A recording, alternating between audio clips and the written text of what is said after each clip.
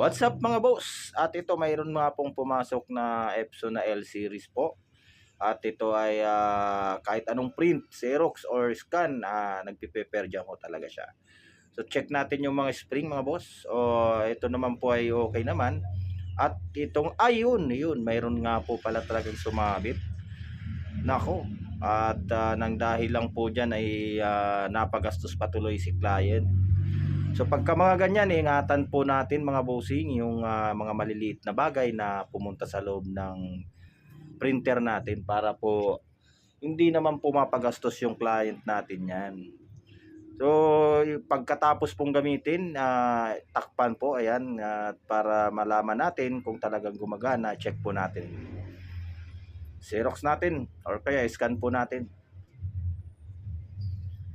Ayan mga boss, sa mga gusto po palang magpagawa ng Epson printer mga bossing, open po kami Monday to Saturday po, 8 ng umaga hanggang 6 ng hapon po.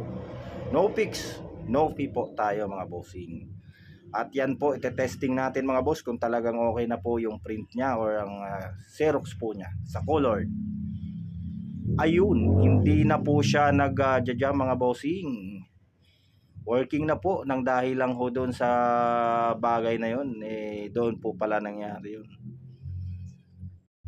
Alright, maraming salamat po mga bossing. Sa mga gusto pong magpagawa, PM lang po. Thank you.